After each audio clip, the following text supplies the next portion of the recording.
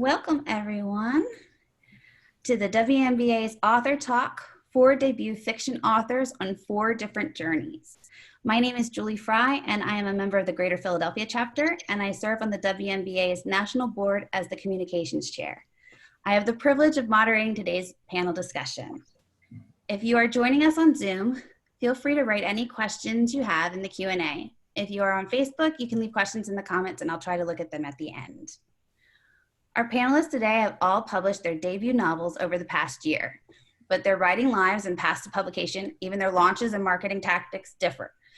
These talented women have graciously joined us from across the country to share their journeys with us. I'd like to welcome Sarah Archer, Nancy Blaha, Lisa Braxton, and Linda Rosen. Sarah is a member of our Charlotte chapter, and she wrote The Plus One, which was published by G.P. Putnam Sons on July 2nd, 2019. Nancy Blaha is a member of our LA chapter, and she wrote Finding James and published it on March 27th, 2019. Lisa Braxton is a member of our Boston chapter, and she wrote The Talking Drum, which was published by Inanna Publications Education on May 30th, 2020. And Linda Rosen is a member of our South Florida chapter, and she wrote The Disharmony of Silence, which was published by Black Rose Writing on March 5th, 2020. Welcome, ladies. Thank you so much for being here. Thank you. Thank you. I'd like to start out by having you tell us a little bit about yourselves. You all have written fiction books, but they are so different. And you come from different backgrounds, so we'd like to hear a little bit about you. All right, Nancy. Hi. We're gonna go from the West Coast first. Okay. Nancy, can you tell us about Finding James? Sure. And about yourself, excuse me, and about yourself too. Okay. I'm Nancy Blaha. I'm talking to you from Anaheim, California. And I wrote Finding James, which is my first novel. And it's my baby and took me a while to write, but I finally self-published it last year. I tried working with a publisher and an agent and didn't get too far, so I ended up self-publishing. I live in Anaheim with my husband and I work part-time. I'm in sales. In between that, I write and golf and enjoy the sunshine out here. It's good to be here. Thank you. Thank you. All right, and we're going to start from the South now. Sarah, take it away. Who are you? Hi everyone, I'm Sarah. Like Julie mentioned, I'm in the Charlotte chapter in North Carolina, and my first book, The Plus One, was published last year. It's a romantic comedy with a little bit of a sci-fi twist to it, and most of what I write is romantic comedies, but I also like to read and write all sorts of different things. This is my first novel, but I have kind of a background in screenwriting, so I've worked a little bit in TV and film and written a lot of screenplays. I also write, short stories, poems, a little bit of everything. So I like to experiment. Great. And Linda, in the further South, do Further south. The Florida to the South? I mean, I hear mixed reviews. Is it really Florida it's pretty far south. But it's filled with Northerners like you. Yes, South Florida is filled with Northerners, yes. So The Disharmony of Silence is my debut novel. It came out, as Julie said, on March 5th, really about 1 week before we all had to sequester, before COVID really hit us. I am a snowbird. I spend part of my year in Florida with my husband and part in New Jersey. So I'm also sort of like a part of the New York City chapter. I am the National Recording Secretary for the organization. I founded the South Florida chapter with Andrea Barron, and I am the Program Vice President for that chapter now. And I'm a fitness professional turned writer. So although I didn't plan it in my book, my protagonist became a fitness professional. So it was not my plan. Disharmony of Silence is upmarket women's fiction. It's about family secrets and how they can affect the whole fallout of secrets on a family. And is a secret a lie? Is a lie a secret? And what's the true meaning of family? Great, thank you. And Lisa, can you tell us about yourself? Yes, I'm the former president of the Boston chapter of WNBA, and I have a very long journalism career. I spent time as a radio news reporter just out of college, and then I was a newspaper reporter in the South in Richmond, Virginia, and moved on to television. And I worked in television for 9, 10 years as a news anchor and reporter. And I found that I wanted to do journalism largely because I wanted to learn how to write and deal with deadlines. But I found that once I got into journalism, it was so fast paced that there wasn't much time for creative writing. So toward the end of my journalism career, I began, after my journalism career, toward the end of it, I began writing short stories. And then once I was out of it, working at a nonprofit organization, I began writing The Talking Drum. So I went to grad school for an MFA, low residency MFA in creative writing at Southern New Hampshire University. Spent 2 years working on it, finished, got the degree, and shopped it around. My story is about 3 young couples in the early 1970s and how they're affected when an urban redevelopment project takes over an immigrant neighborhood for gentrification. So there are all kinds of interesting things going on in the story, including an arsonist who is burning down properties. So there's a lot of drama there, and it's getting very good reviews, and I'm very happy about that. And I'm published by a feminist press out of Toronto. Great, thank you. Sarah, can you tell us a little bit about The Plus One? Sure. So The Plus One, like I mentioned, it's a romantic comedy. It's about a young woman named Kelly who's a robotics engineer who works in Silicon Valley. Sorry if you can hear my dog in the next room. He hears me talking, he wants to get in. But Kelly is a robotics engineer, and she's very great at her job, but she's not so good at her personal life and at dating. She's kind of always single, and her mom is kind of always on her back about that. So when she has to have a date for a wedding, she builds one. She builds her perfect robotic man. And initially he's just supposed to be her wedding date for this one event, but it kind of turns into a whole relationship. She starts to develop real feelings for him, and things kind of spiral out of control. So it's a little bit romantic comedy, though it has kind of a sci-fi twist to it. And I got to play with some of the themes about like AI and how we as humans relate to machines. Got to interview a few different robotics engineers and sort of theorists about AI when I was working on it, which was really cool. So yeah, it was a lot of fun to write. That's great. Were you interested in AI before you had this idea? Not in any sort of professional way. I mean, I just think intellectually, it's just always been interesting to me. It's not something that I'm an English major, and my background is working in TV and film. So I have zero actual scientific background in terms of a career. So I definitely had to do my research to bring some of that into this book, because it's not something that I know about. But I think it's a fascinating field, and it's changing so fast. I know I wrote this about 3 or so years ago, and even between then and now, I think my ideas about some of the things that happen in the book have changed just from reading I've done and news articles that come out and continuing to think about these sorts of ideas. That's very exciting. Nancy, can you tell us some more about Finding James? Sure. Finding James is about this girl who has some traumatic things happen to her. She's from South Carolina. She decides to leave everything and move to California, start a new life. And kind of like Linda's, it has a lot of secrets. It's a little romance, it's mystery, and it's also about how secrets can affect our whole lives. And my husband and I are both in recovery and involved in drug and alcohol recovery programs and on panels. And so I weave some of my own personal history into the storyline. So there's an alcoholic, there's recovery stuff in there, there's meetings. And so that's an added little twist. So there's a couple little mysteries in it. And my family is most of them live in South Carolina. So I would go back and visit Easley, South Carolina a lot. So it takes place mostly in Easley, South Carolina. So I was able to write about that. So it's a little mystery and romance and everything. And it's most of all, it has a lot of good messages in it. I wanted to pass on some of the things I've learned in my life and my marriage and recovery and pass on. That's why I want to write it. Thank you. Fantastic. What about the rest of you? What are some themes you'd like readers to take away from your books? We can start with Linda. Okay, well, as I said, mine is centers around a secret. And truthfully, as I was writing it, I was thinking of the plot.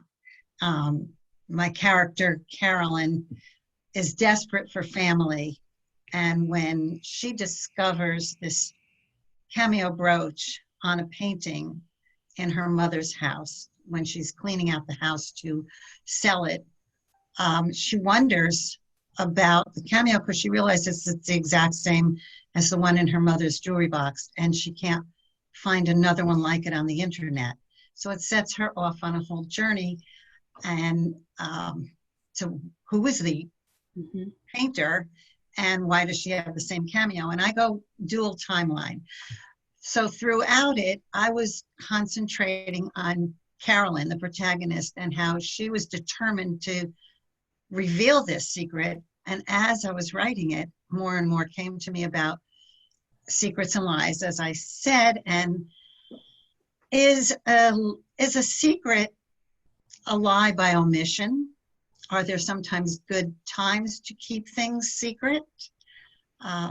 Because that's a big thing in the story about whether she should or she shouldn't.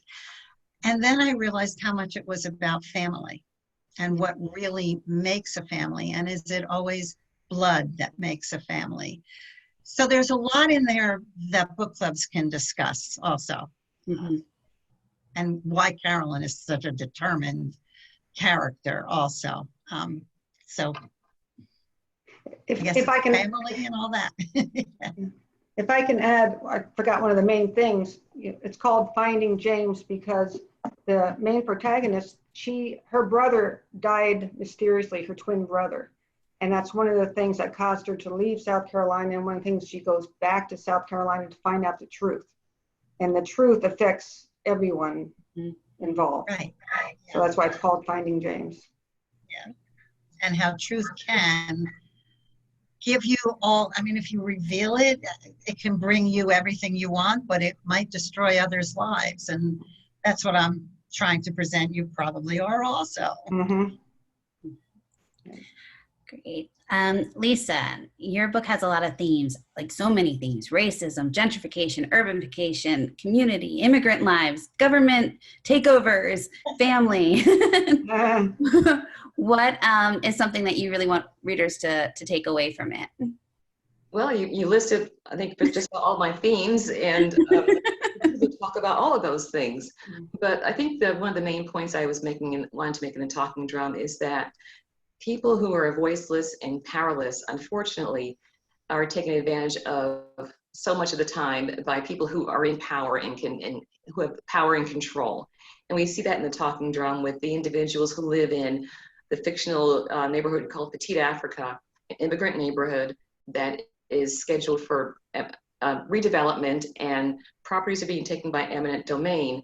And unless these people have somebody in politics who can pull for them, or they have some kind of power or sway, just like in real life, we see this happen all the time where people's neighborhoods are decimated because they weren't able to be vocal enough and have the power to stop something from coming and taking over their neighborhood. And I also think that family and community, the importance of having a neighborhood, the fabric of a neighborhood, and how that's important to people. And when that's taken away from them, how that affects them. That's another thing. And also race and a little bit of police brutality is in there as well, because I do have a police officer, an African-American police officer, who's the first one on the police force in this fictional city called Bellport.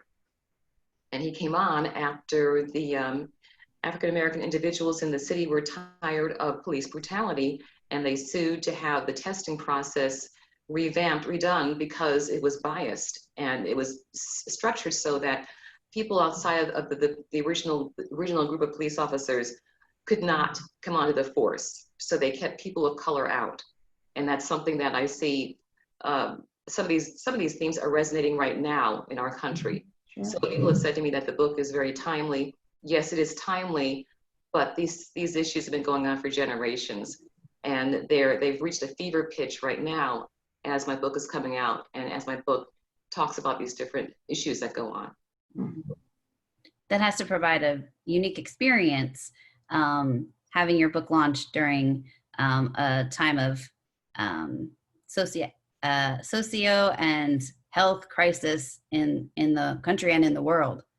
Yes, the timing is interesting. I think it's unfortunate that these incidents, this violence against innocent people has happened, and it's unfortunate that this has happened, and it's actually helped to showcase African American authors. So I think that's great that we're getting attention, but not under these circumstances. And since you did touch on it about health crisis with COVID, and my book was scheduled to come out the end of May, and I was thinking that it was not going to get much attention at all, and that's the way it goes. We've got an international pandemic to deal with, and as it turns out, a lot of authors have stepped in and been supportive of us debut novelists. They, on their Facebook pages, have invited us to be showcased on their pages. They've done blogs about us. They've been tweeting about us. And some of the debut authors themselves, we come together supporting each other. So it's great to see that. And it was not something I was expecting.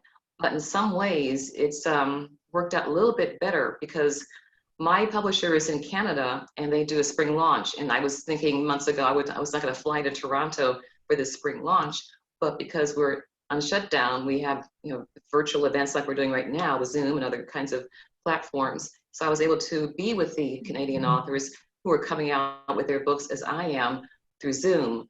So we've seen some, it's been a mixed bag, but good and bad. We've seen a lot of different ways of getting the books out there with the situations we're dealing with right now. Yeah.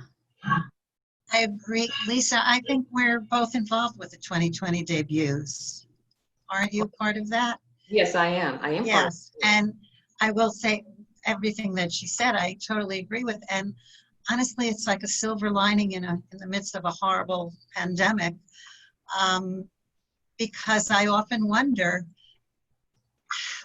I really believe through these virtual events, we're probably getting our book out to more people than we would have if we actually went to some bookstores. I mean, how many bookstores can you go to?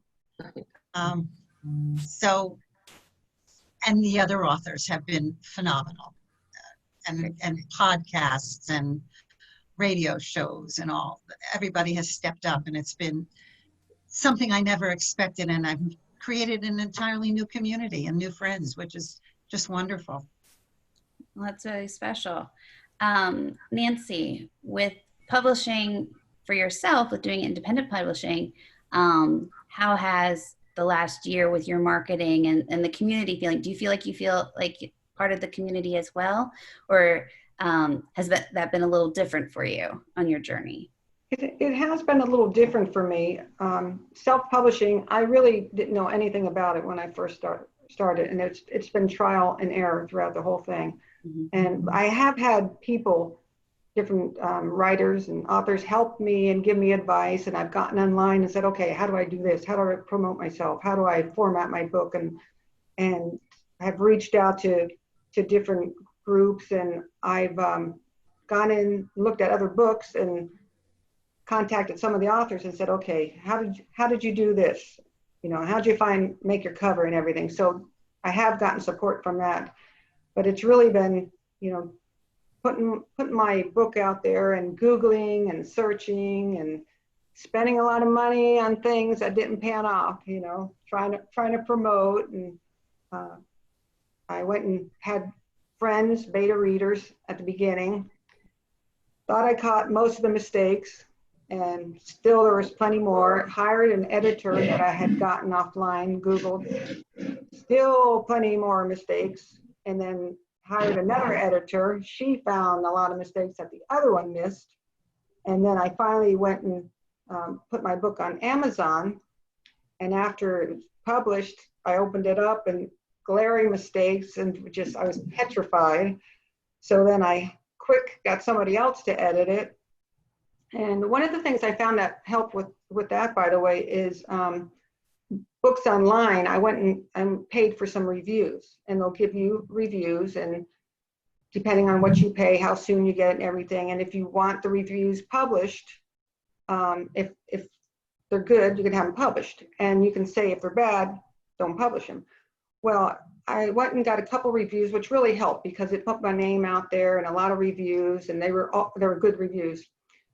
But the first couple reviews I had, they said, "We loved your book. I can only give you 4 stars because of the editing errors." And I'm like, oh, here we go again. But I said, "Can you tell me the editing errors?" And they gave me a list. So I was able to go into Amazon and fix them. And then I had three reviews by these people. The second one said, "I loved your book. The only thing is there's some editing errors." So she caught someone, the first one didn't. And then the third time, finally, she says, "I loved your book." And I'm waiting, okay, no editing errors. But it's just, it's trial and error, and, you know, same thing, trying to find a cover, someone to do my cover. The cover is so important. And I really had to take some time on that, and finally I went and found some covers online that I liked and went and contacted the guy that did that. And he helped me with the formatting, because you have to format the book when you self-publish and put it on. So it's been a learning experience, but it's worked out well. Good. Sarah, you've done a different route. You've gone the traditional publishing way. And how's that experience been for you?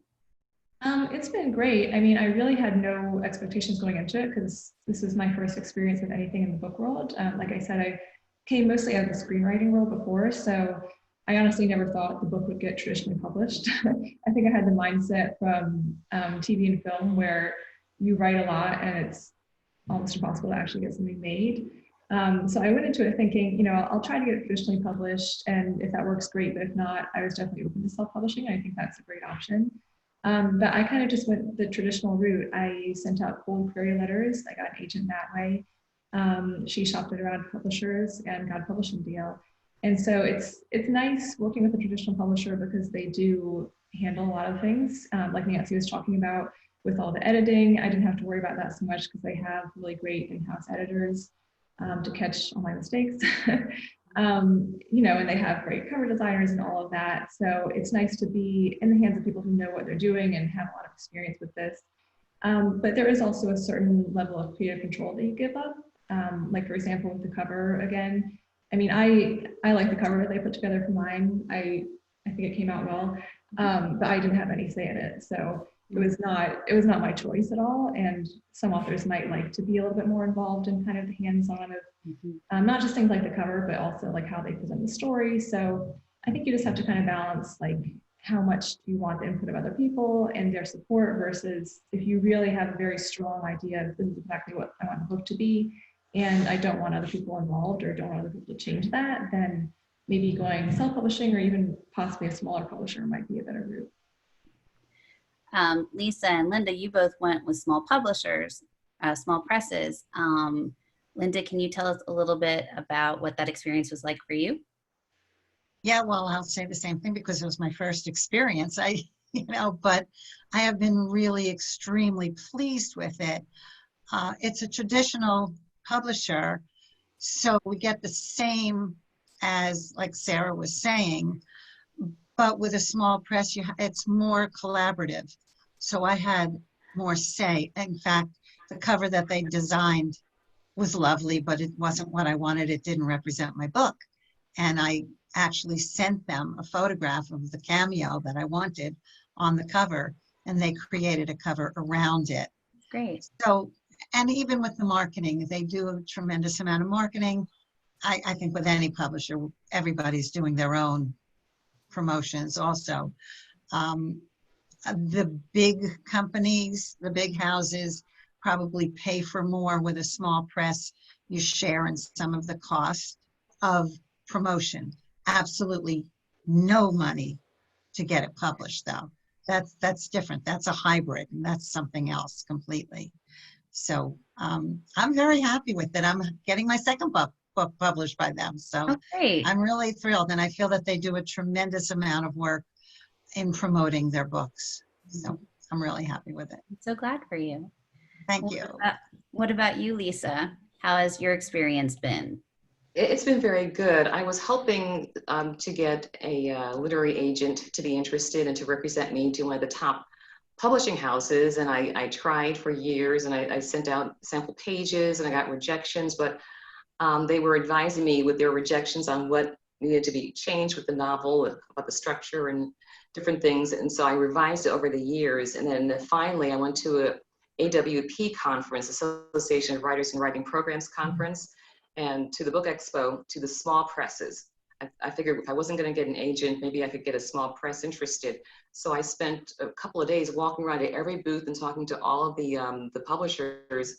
And my second day, I went to this booth toward the back of the big room, and Canadian press. And I was thinking, well, they're not going to be interested. They're Canadian. But I said, well, I've gotten nothing so far, so I'll talk to them anyway. And so I talked to the editor, and she liked my story, and she said mail her a copy of it. So I made a copy of all 364 pages, mailed it on to Toronto, and maybe 4 months later she emailed me and said that she took it to her board of directors. They loved the story and they wanted to go ahead and publish it. So I was just so thrilled, especially because I finished writing the novel in 2010, and it was in 2017 that I finally got this contract.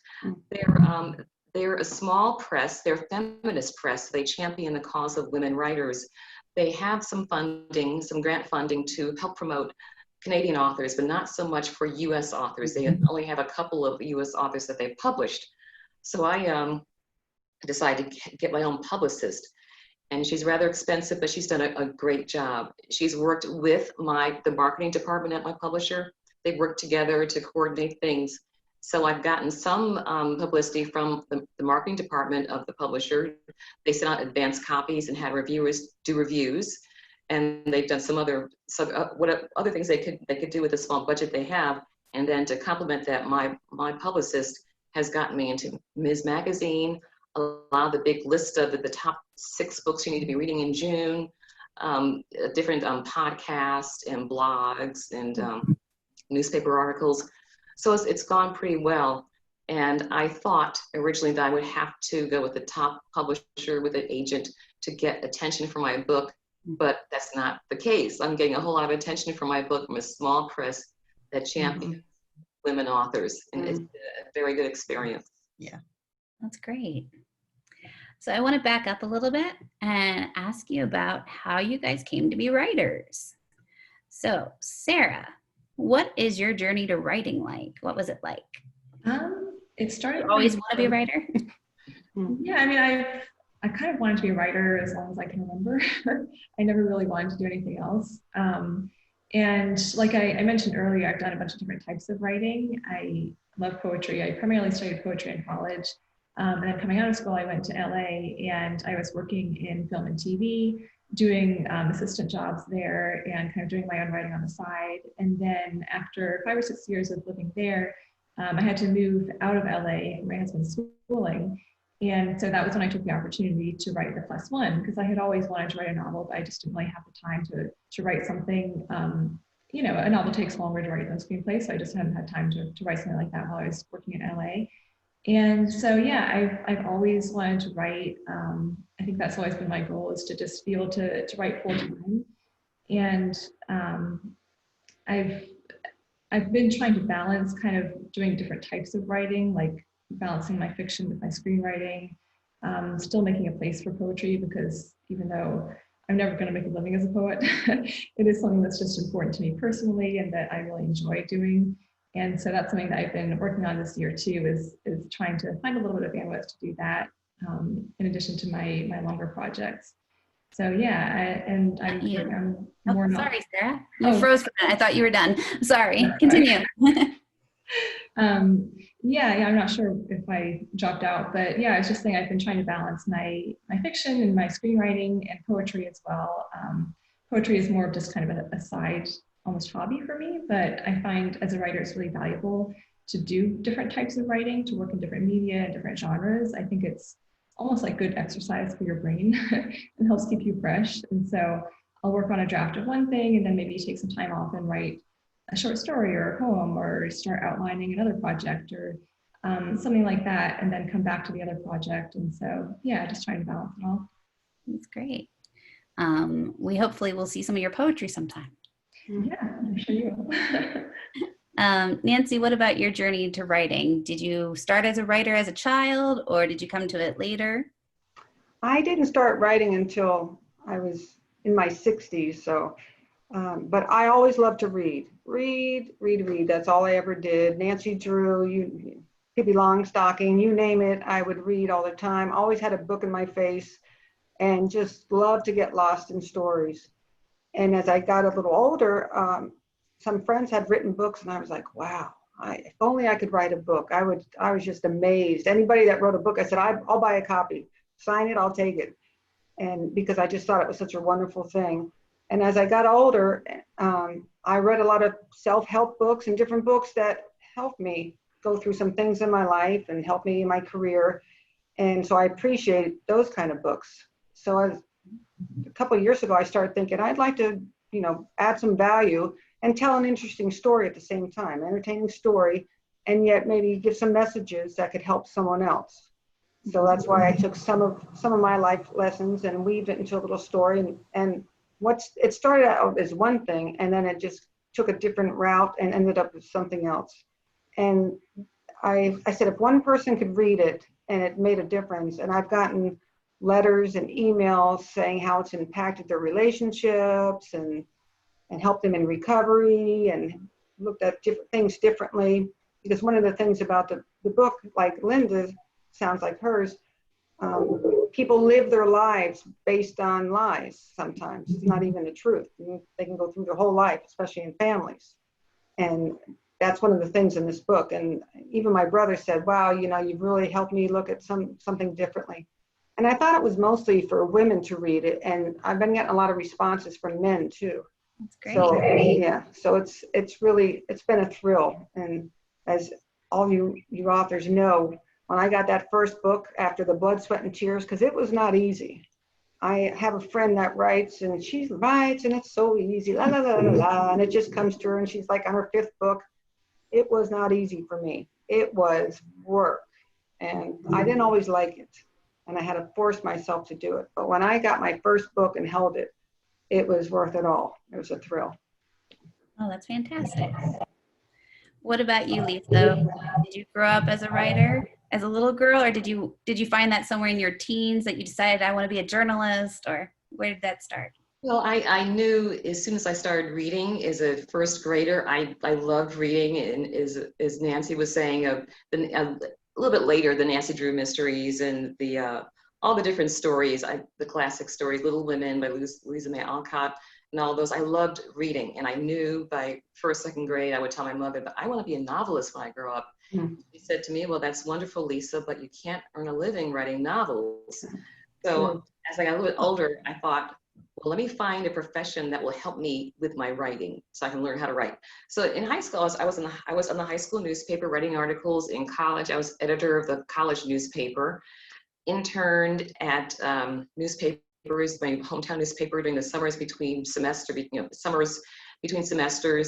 and went to work for a newspaper, just did some radio reporting for a while and TV. So I was interested in writing all the way along, but I did not really learn the mechanics of writing a novel until I entered the MFA program at Southern New Hampshire University.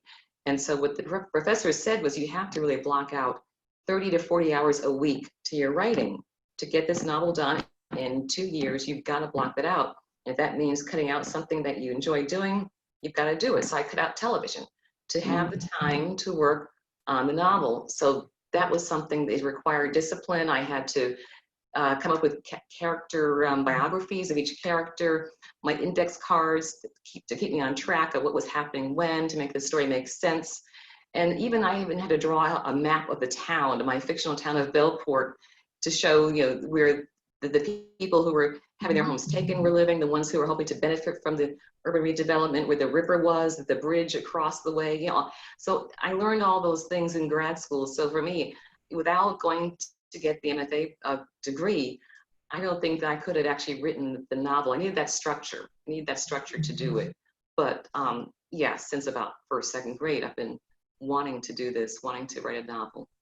Well, it has to feel really rewarding to have had that goal all this time, and then now you have your book in your hand. Yes, finally, yes. Mhm. What about you, Linda? Where did your writing journey begin? Well, as with everybody else, I was a reader. I mean, from all along. And I'm going to out myself right now as a thief. Uh, when I was, I think it was elementary school, there were some books I wanted so badly. Honestly, I have never said this on a Zoom meeting or anything. I'm outing myself right here. That I actually took books from our public library, ripped out the card thing, and hid them in my house, so I would never have to return them. Wow. Now the police are going to come from my childhood. But I'm an avid reader, and along with WNBA stuff, I am the co-coordinator of Great Group Reads. I love reading, but as with Nancy, I've always done creative things, but as I was reaching my 60th birthday, it was like I just knew I always said I wanted to be a writer, but I never thought I would be or could be. Mhm. And I found a writer's workshop in a local adult school, and I took that and I just kept going. And then I went into the Gotham Writers Workshop in Manhattan, and I just started writing, and I love every part of it. I love revising and revising and revising. Now, that's not something you hear everybody say. I No. just love, I mean, I would rather revise than get the first draft done, because I like adding the color to it. I like, all of that. So I love this whole journey. Well, that's been great. fantastic. What about the rest of you? Are you into revising as much as Linda is, or No. is it something you'd like to cut out? No. I don't think that's normal. No, everybody when I first started writing, my friends that have written books said, writing is rewriting. It's rewriting. And I didn't get it until that's what it became at the end, rewriting and rewriting.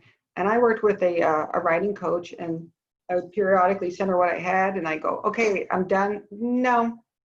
And she'd even say, this part that you wrote these pages that I had spent a week on, they don't add to the book, gotta go. Mhm. And I was like, wait a minute, I took all the time, you gotta put it in. And she says, no. And so I rewrite, and trying to make things fit, making a story out of nothing is like a puzzle. And I had to move things around and make sure that the time was right and the sequence of things, and, not introduce something into the story that hadn't taken place yet, so it was a lot of rewriting. And no, I didn't love it like you, Linda. You could do mine next time. I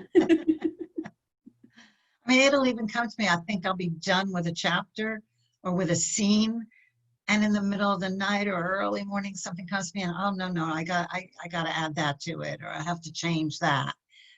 I don't think, even once it's published and we're thrilled to hold our babies, it's hard to push it out there, because it's like, is it really done? Yeah. Couldn't I do something more with it?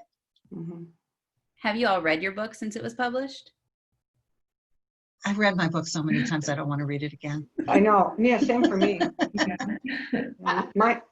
Mine just came out on audio, so on Audible, and so I had to go through it again and kind of make it fit for the girl I hired to read it.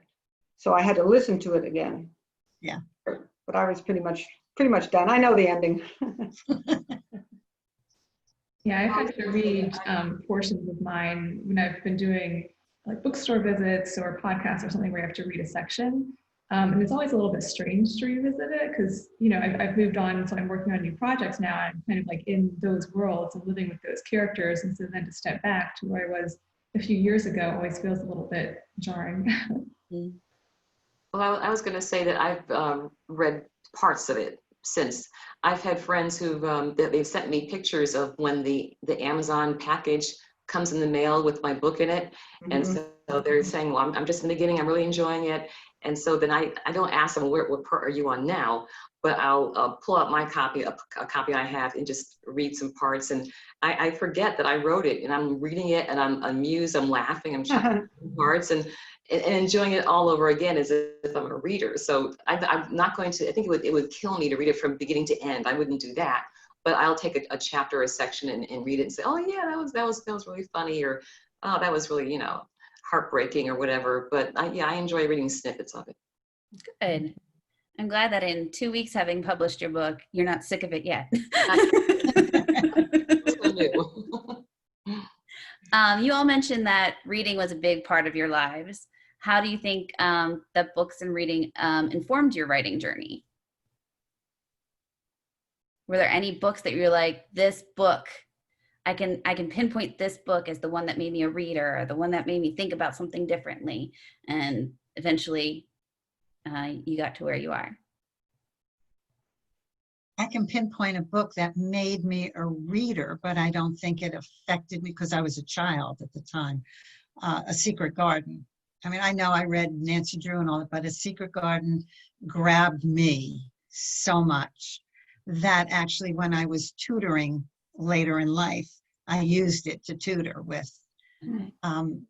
But I know there are others. That book has secrets in it. You're all about secrets. Yes. I know there's a lot of writers who say, oh, this one book or this one author. No, I wanted to be like all of them. Mm-hmm. I just love it, the reading. And as adults, did you, any of you, do you read the genre that you have written before you started to write it? Yeah. Yeah, I went and got some books that were kind of similar to mine and read them, and which kind of gave me some ideas too. Mm-hmm. So I read some like it. How about you, Sarah? Sorry. Yeah, and I remember thinking, wow, I hope I can write like that. Mm-hmm. And it's funny, even after I wrote, my husband would say, you're a writer, and I go, I'm not a real writer. Those people are real writers. Mm-hmm. And even now and then somebody says, oh, you're a writer. And I still have a hard time because I'm thinking about the famous writers and they're real writers, But I guess you know what? They get just as nervous when their next book is coming out. That's what I've heard. Sarah, your book is a romantic comedy. Are you a romance reader? I've actually never been a big romance reader, but I love romantic comedy movies, which for some reason there seems to be a distinction between how they play out on the page and on the screen. But I have been, so the genre for this book was a little bit of a journey to find, because it is kind of a genre bender. Like, it has a romance angle, it has kind of a comedic satirical angle, it has a sci-fi angle, so it doesn't quite fit into any one exact category. It was published basically as a contemporary romance and sort of fitting into that section of the bookstore, but it borrows from other genres too. And so I've been reading over the past few years more contemporary romance and kind of romantic comedy books. I love any sort of writer who has a sense of humor. Some of them are, people like Marian Keyes or Abby Waxman, who have kind of a romantic comedy bent. But even people like Mark Twain is like one of my favorites since I was a kid, or Louisa May Alcott, writers who can write about serious subjects, but add some humor into different scenes that they're writing, and just kind of the way that they use words. I think it's fascinating, and it always adds sort of an extra level to it for me.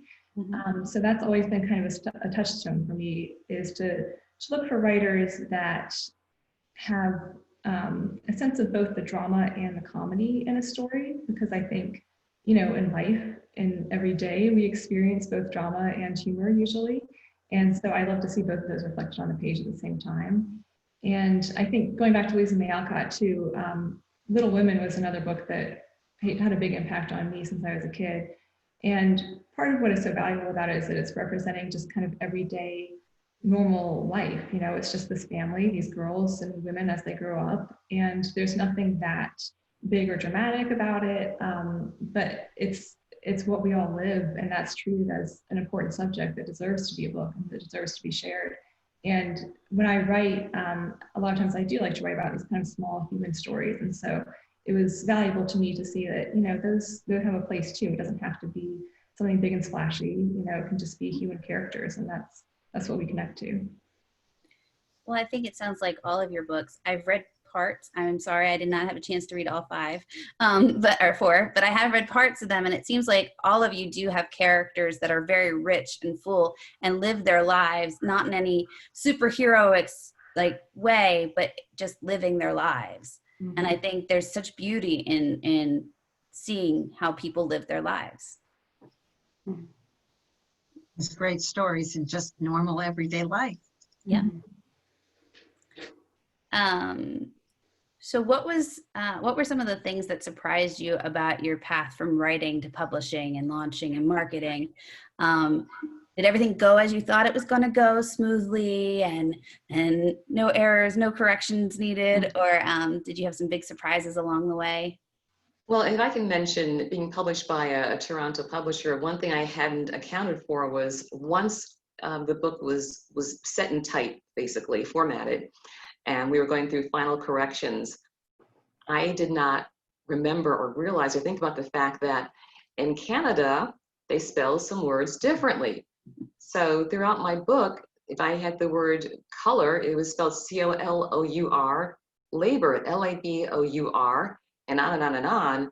And I said to my editor, I really want the readers, the US readers, to not, I want it to be seamless. I don't want them to be tripped up by the Canadian spelling of these words. And so my editor said to me, well, let me think that over. And I said, well, if you're trying to break into the US market, we need to have the words spelled like people read them in the US. And so she emailed me a couple of days later and said, I've thought about your request, and at least I'm going to honor your request. So that was something that was one little glitch that I hadn't thought about, that if you're being published by a publisher in a different country, that there might be some differences in spelling and other cultural differences that you need to take into account and just talk about during the process. Yes, I had one of my editors was the first editor I had. She was from the UK, and some of their wording is differently, and it actually sounds grammatically incorrect for us, but that's the way they do it. So she had changed a couple things and changed a couple sentences. For instance, it takes place in the South, and the taxi driver pulled up, and she changed it to, "Oh, thanks so much, lovey." And I had to write back, "No, that's not how they talk in the South. They don't say lovey."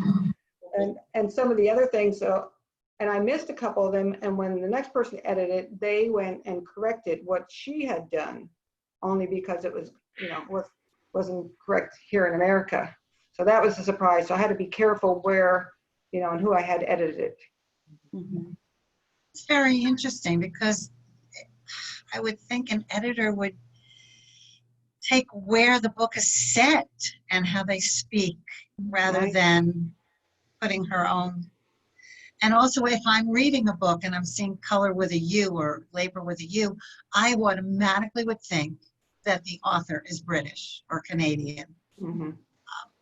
So that's very interesting. Yeah, I know. Yeah, I had a similar thing. My agent is British, and so when she was reading the book and we were kind of going through a round of revisions before sending it out to publishers, she sent me a list of different things that she thought, were confusing to her, that were references that maybe an international audience might not understand. And one of them was, I had like a reference to Mr. Rogers in there, and she was like, "I've never heard of Mr. Rogers," and I was shocked. I was like, "Where's your moral compass without Mr. Rogers?" So I had to take the Mr. Rogers reference out, but yeah. Didn't have to change. I know Mr. Rogers. Yeah.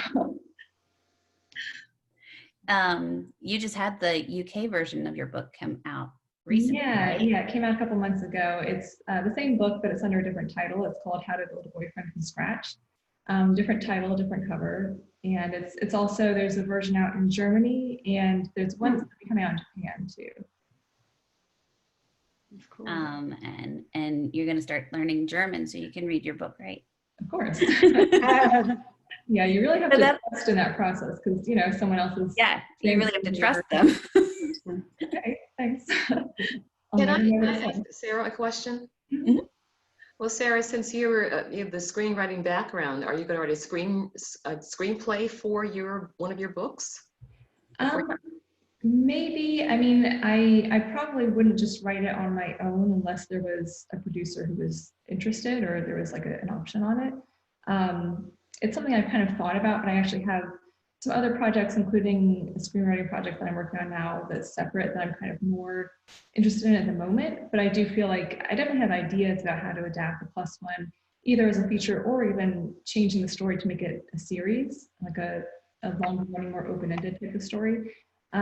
So maybe at some point in the future, I'll go back and change it that way. But yeah, for now, I'm just sticking to the book version, but I could see it that way too. What are you working on now? For me, so I'm in two very different headspaces at once.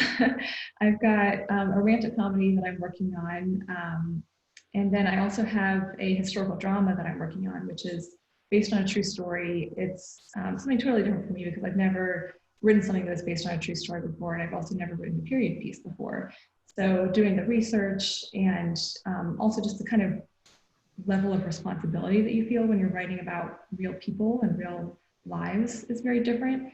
So I'm kind of balancing between those two things at the moment. That made me think of Lisa and Linda. You both did write historical fiction, or Linda, you at least had part of your book was historical fiction. What was that like for you? Did you have to do lots of research, or Lisa, did you rely on a lot of your memory? Well, I relied on some memory, but a lot of it, I was a child at the time that this story takes place. So I did a lot of research. I got books from the library and purchased books on the Black Power movement and different books that were written during that period of time, memoirs to get the lingo and to remind me of how people talked about things and the expressions they used. Also, one of my main characters is a Senegalese drummer, and part of the story takes place in his village in Senegal. So with that, I actually went to a Senegalese restaurant and met with the owner, and we talked, and I told her about the book, and she had some of her friends who were from Senegal who have relocated to Boston to meet with me at the restaurant to talk to me about the culture, and I learned about the food, had some else at the restaurant. So I had food at the restaurant, and one of my characters in my book is a restaurant owner from Senegal, and brought books from the library about Senegal. So a lot of it was research, a lot of book research and in-person conversations, and then based on memory. You also took drumming classes, correct? Yes. Yes, I took drumming lessons, which was really funny because these people who are drummers are just serious. They are just serious, hardcore hand drummers from all over. They have drumming groups, drumming clinics, drumming conferences, and I was there at this a master drumming class, and there were people all around me in this huge place, at least 100 people in it with their drums, all in a big drum circle, and I heard people muttering about, well, people aren't serious, but the people who aren't serious about this, they should just stay home. And I was feeling so nervous because I was like, they're going to be able to tell that I'm not a real drummer. And I said, I'm not a drummer, I'm a writer who wants to learn drumming enough to put it into one of my characters. And even the instructor would come around inspecting us as he would give us a drumming routine to do. And I was always doing it wrong. And he kept stopping at me saying, everyone stop, silence, do it for me again. And finally I said, I'm not a real drummer, I'm a then he let it go and just let me do whatever mess I was doing, and didn't have a problem with it. I see there's some questions on there. Do we answer those later? Or? I have like 2 more questions, and then we can go to the questions. Okay. But if anyone has to get off at 8:30, feel free. Yeah. We shouldn't be too much longer.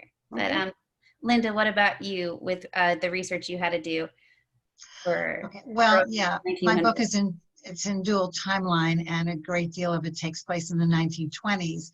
So really Google was my way. And most of it was very easy, the styles and the cars and, that sort of thing. But when I was trying to get the subway, that was the hard part, because it takes place, and that part of the book takes place in New York City. So learning the subway stuff was difficult because there were different trains that I knew of, but it was Google. But talking about research, my next book takes place in a vineyard in the Hudson River Valley in New York. So I had to learn a lot about winemaking. Yeah. And I'm hoping that this summer I have to go taste the wine. You know, but yeah. But the research is fun, but I think for my kind of book, I don't know about anybody else's, it went along with the writing. When I realized I needed something, I did the research. Where there are many writers who do years of research before they have to write their book. Mine really flowed along with the writing. But it was fun doing it. I wish you had dressed up in costume, because I would have loved to have seen the Roaring 20s outfits on you as you're sitting at your computer writing. Well, I've got my drum behind me. You can see my Yeah. miniature. Yeah, I was going to wear my cameo, but it's, What about Lisa and Nancy? Do you guys have anything in the works? I have an idea. I've started writing a little bit for a second story. I keep wondering if I want to donate another 2 years to, and sitting, getting flabby and writing a book. But yeah, I have some ideas. And when Sarah was talking about writing articles and stuff, I'd like to get into writing some magazine articles. So I've started looking into that as well. And I'm writing a historical fiction that takes place in the 1850s in Boston. I've written a couple hundred pages, and it's very interesting. It was a very interesting time during the time before the Civil War, and the Fugitive Slave Act had been enacted. So there were some runaways up here in the Boston area, and a whole lot of tension based on that and other things going on. So I'm enjoying the process. Oh, great. You had said, Lisa, that you worked on your book from 2010 to 2017, correct? Yes. Okay. How long did it take the rest of you to write your book? I started my book probably in 2010 also. But I put it aside for a while and was working on something else. And then I picked it up. So when I really started working seriously on it, it was a 3-year stint till I got it published. Okay. It was about 3 years for me too. And then I tried to go the traditional publishing route and had signed a contract with an agent. So it was another year that I was locked up. And I didn't realize, I was so naive at the time, I didn't realize that I was supposed to be paying her, that you pay after she gets you a publisher. And I was paying her every month until someone said, no, she's not very, she has no incentive if you keep paying her every month, and so then I had to wait till the contract was over. So that took another year for that. But that was a learning lesson, that you don't pay monthly, you pay when they sell your book. Mm-hmm. What about you, Sarah? How long did it take? So the writing was about 2 years. I was working on off and on, and then it was about a year from the time that I signed with my agent to the time that it was basically ready to go. So like I did a few months of revisions with the agent, then she started sending out to publishers. Once I got an editor, I did a few months of revisions with the editor. And then from the time that the final draft was accepted to the time it was published was another year. So it was about 4 years total. So it sounds like all of the possible works that you're working on or have started are going to be fiction again. Is that correct? Did I understand that correct? Mm-hmm. Why do you think fiction is important? Or what draws you to fiction? Okay, I'll answer that. Thank you for taking the challenge. Well, I'm going to answer that because I just said this to my son the other night when we were talking about all that's going on in the world right now. And I said, that's why I love fiction. I can go somewhere else with people that I don't really know, but I do know, if you understand what I mean. I have learned a lot through fiction. It makes me think. Mm-hmm. And I like story.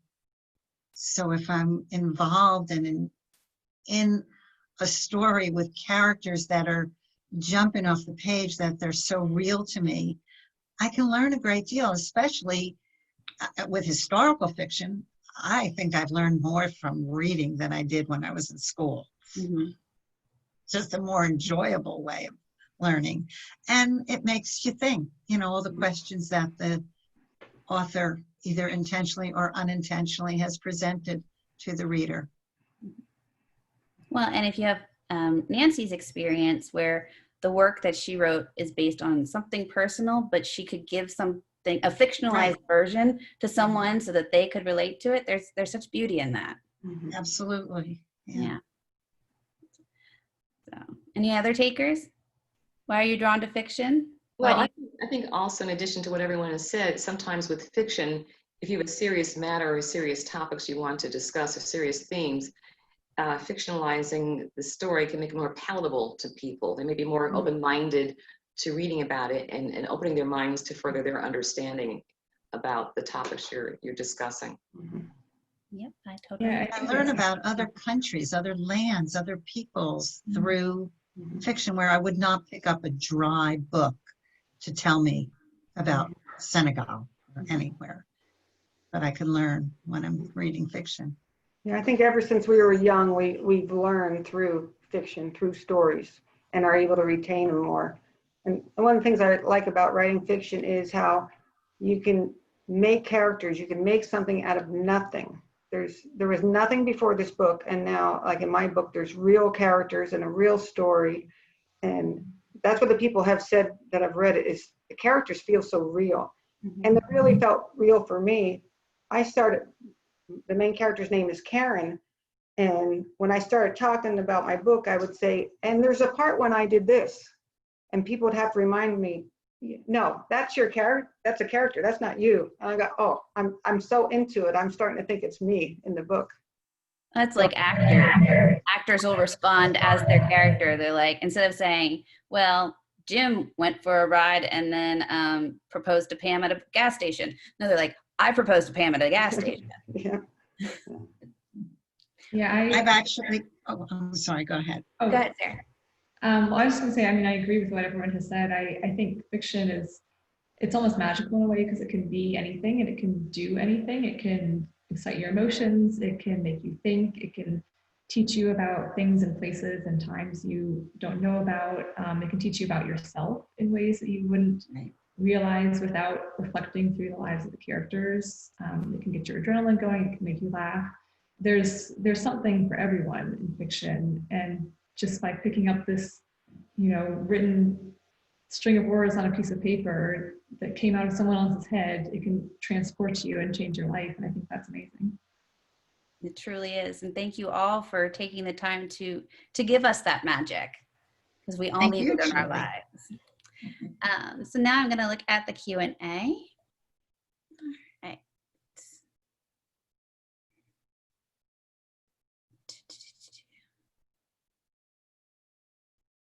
There's some comments in here. I have a quick question for everybody. Go for it. Have you ever been walking down the street or somewhere and you could swear you saw your character? Not me. No. Well, in my story, Karen is torn between two men, and there's some of the traits in one of them men that's my husband. Well, and when my husband read the book, he's like, that's me. That's some of the things I did. But yet the bad things the character did, he goes, well, that's not me. But I was actually going down the street one time, and there was a woman walking the other way, and I went, oh my God, she looks just like Carolyn. And Carolyn's a fictitious character. It looks like some of these questions have already been answered. So, but there is one for you, Lisa. Have you participated in a Mighty Blaze with Jenna Blum? I have. I'm aware of a Mighty Blaze, and I've talked with the Jenna and the others with the Mighty Blaze, and they have done some promotion for me. they have. So yes, I have heard of that, and I've talked with them. They're a very good group. And she also said that she agrees that you're getting more notice right now. She did a book launch in bookstores in 2013, and it was hard, many A's. Besides Lisa, have any of you hired a publicist or paid for promotional help? Or I guess, Sarah, you got that with your publisher. Mm-hmm. I also got it with my publisher. What about you, Nancy? Did you pay for a publicist or? No, I don't, which is a good idea. But I have tried. I printed out for some of the things that I have tried in here, and entering contests for promotion my books. All kinds. They have different bloggers and different sites that will promote your book, and I've tried many different things. And then on Amazon, advertise on Amazon, advertise on Facebook, and some other different book sites. And it's really hard to tell how much response I've gotten. I think I haven't recouped what I've spent for sure. So I keep trying different things. Mm-hmm. It's a learning process, mm-hmm. as you've mentioned. And there's millions of books on Amazon, and Does Amazon give you any kind of support, or do you just upload it and you're on your own? Pretty much upload it and you're on your own. If you want to, buy some of their advertising, then you can. But other than that, I'm pretty much on my own. And I did what probably most of you did, was started promoting it on social media months in advance, and coming out with the book. This is what it is, and all things. And periodically, I'll say, hey, I won some award in the contest. I'll put that on there, and I just keep trying different ways, Instagram or whatever, to get it out there. And they say that the average person that self-published sells 150 to 200 books after it's all said and done. So pretty much what I've done, sold my 200 something books to my closest friends and my family, and and reviews really help. So I'm always pushing for reviews, and that helps. Which is a question I have for some of you. Have you, any of you gotten any negative reviews?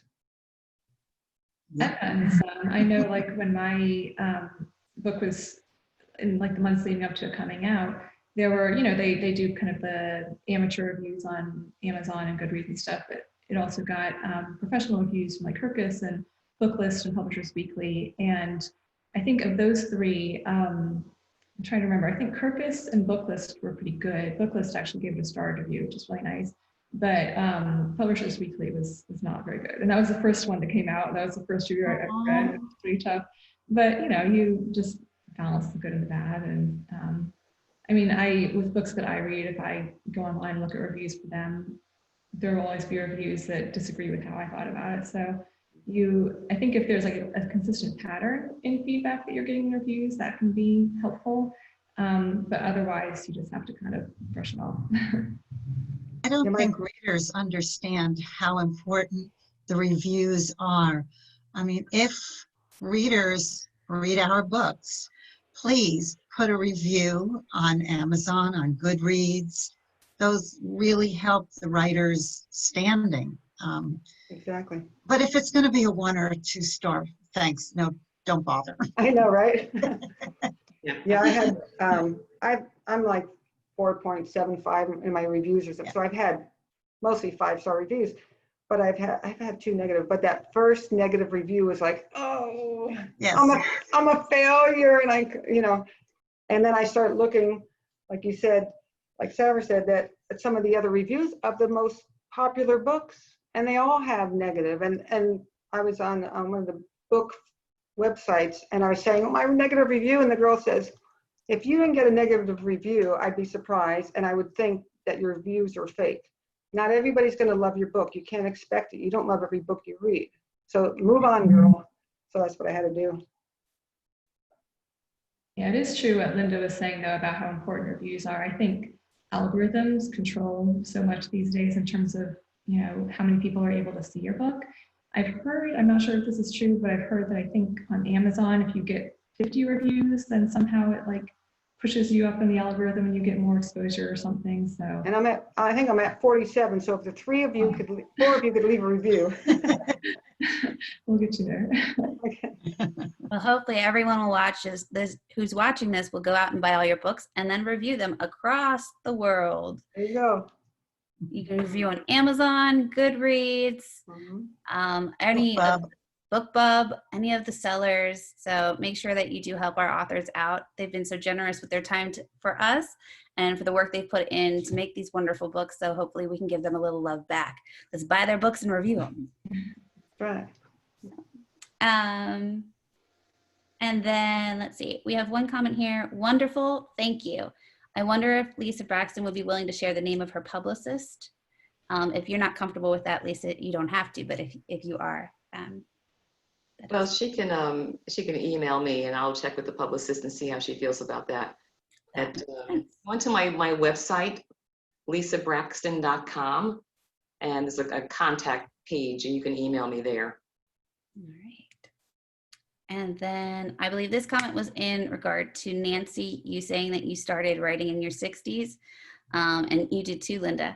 And it said, my first book was released just about the same time my Medicare card arrived. Never too late. Your kindred spirit. So, well, I think that everything else was covered. So thank you all very much. I really appreciate you taking the time to speak with us today.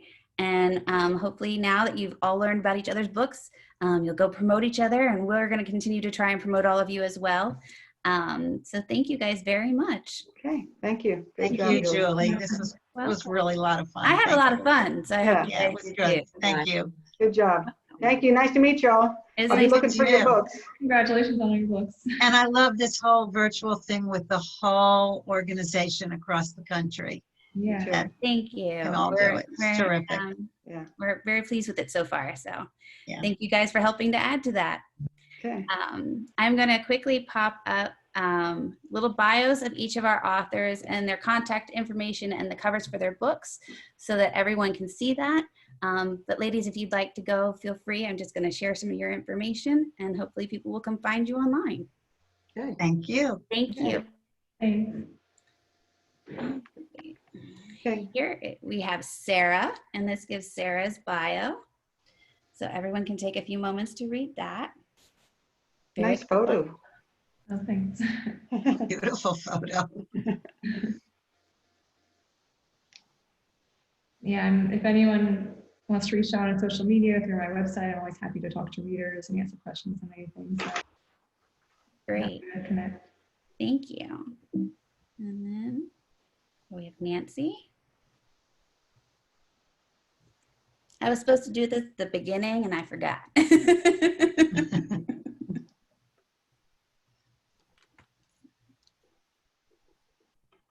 Oh, Nancy, I like Palm Desert. We used to go there.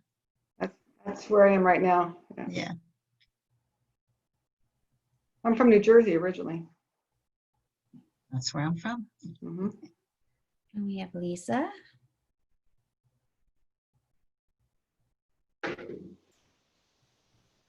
Yes, so thank you guys for joining in all your different time zones and locations. It's so cool to have people from different chapters. We didn't have any overlapping chapters on our panel today, so that's a lot of fun. Yeah, it's been nice to be able to kind of drop in on some events from other chapters over the last few months. Yeah, Yeah. I've enjoyed that. It has been. There's Linda.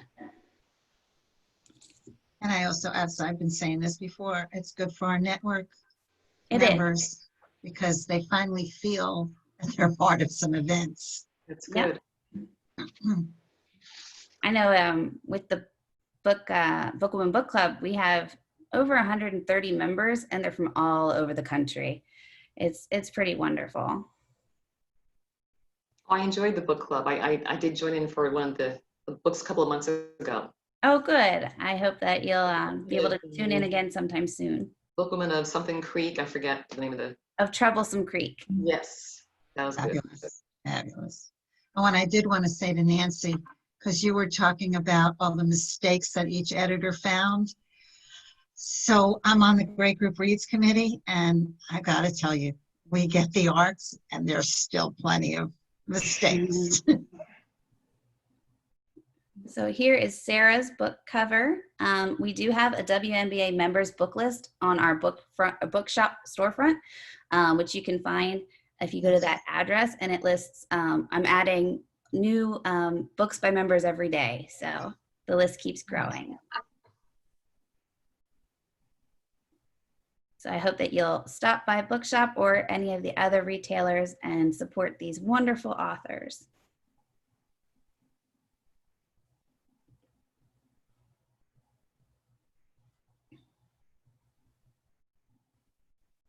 If you're unfamiliar with Bookshop, Bookshop actually supports independent bookstores.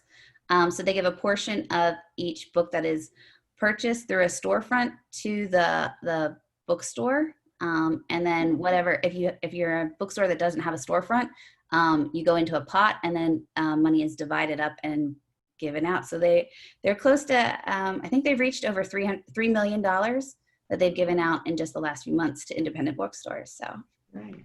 it's a fantastic way to support indie bookstores and help our authors get into indie bookstores and more people to know about them. That is a beautiful cameo. It is. Yeah, I love all the covers. They're different. And then here is Sarah's information for how you can connect with her. Sarah the model.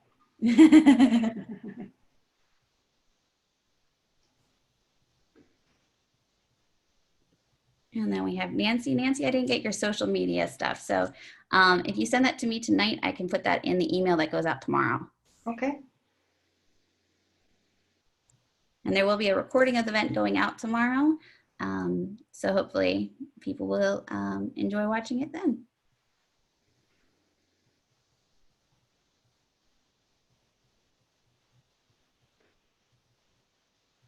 And everybody should follow everybody else on social media. That's right. That's right.